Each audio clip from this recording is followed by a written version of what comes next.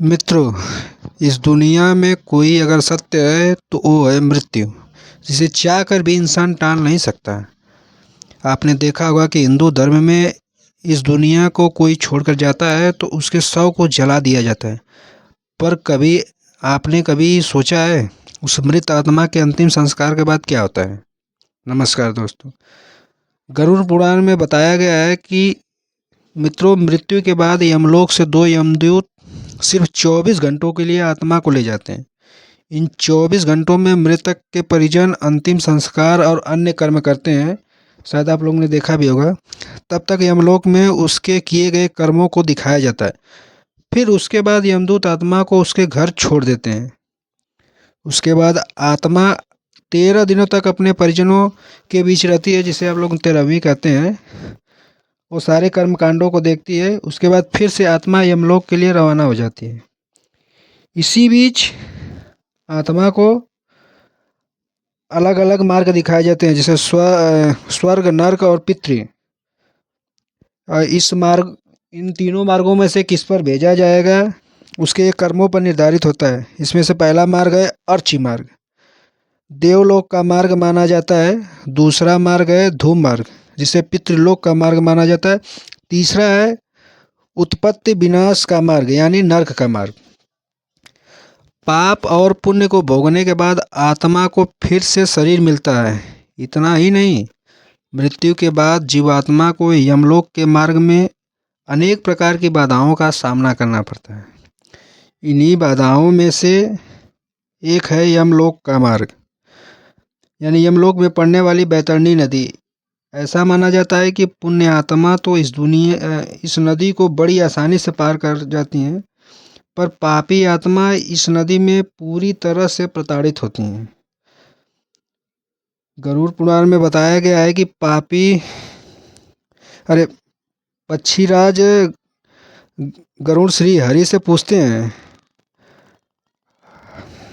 बैतरणी नदी के बारे में पूछते हैं उनसे। तो श्री हरि कहते हैं कि जीवात्मा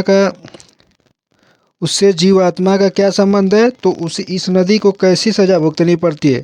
उसके जवाब में श्री हरि ने कहा, गरुड़, जो भी पापी आत्मा इस नदी से गुजरती है रक्त रूपी पात्र में रखे घी की तरह खौली जाती है। इस नदी में कीटाणुओं और वज्र के समान सूंड वालों से भरा होता है।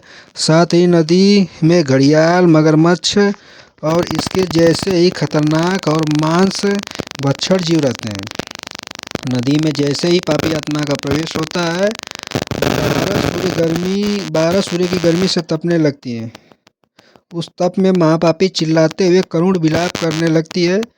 जब उससे बर्दाश्त नहीं होता है तो आत्मा को उस रक्त रूपी नदी में डुबकी लगाने लगता है। मित्रों, जो अपने जीवन में पाप किए होते हैं उन्हें नरक भेजा जाता है, वही जो अच्छे कर्म करते हैं उन्हें स्वर्ग की प्राप्ति होती है। बुरे कर्मों वालों को नरक में भेजा जाता है, वहीं अच्छे कर्मों वालों को स्वर्ग में अच्छी सुख सुविधाएं मिलती हैं। गरुड़ पुराण में बताया गया है कि जिन आत्माओं को स्वर्ग में स्थान मिलता है उन्हें यमराज स्वर्ग अपने साथ स्वयं भवन छोड़ने जाते हैं। वहीं अप्सराएं उनका स्वागत करती हैं। और जो लोग सिर्फ अपने बारे में सोचते हैं और जीवन भर किसी दूसरे का हित नहीं करते हैं, उन्हें नरक में स्थान मिलता है। बता दें, गरुड़ पुराण में अलग अलग नरकों का भी जिक्र होता है। तो आइए हम एक अलग अलग जो नर्क हैं कर्मों के आधार पर मिलता है। पहला नर्क है इसमें अंधात्मत्सम नरक। इस नरक के बारे में कहा जाता है कि पति पत्नी आत्माओं के लिए होता है, जो इस रिश्ते को केवल लाभ और उपयोग की वस्तु समझते हैं। उन्हें इस नरक में भेजा जाता है और उन्हें तब तक पीटा जाता है तब तक उनकी सजा जो है पूरी नहीं हो जाती, जो समय है पूरा नहीं हो जाता है। दूसरा है तमिश्रम नर्क। इस नर्क में उन लोगों को जगह मिलती है जिन्होंने जीवन भर दूसरे की संपत्ति लूटी है। उनको नर्क में तब तक मारा जाता है तब तक वह बेहोश न हो जाए। होश में आने पर फिर से मारा जाता है तब तक वो लहूलुहान न हो जाए।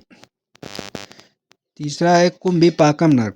इस नर्क में शिकारी लोग जो अपने शौक के लिए जानवरों की हत्या कर खाते हैं, इस नर्क में वो लोग आते हैं और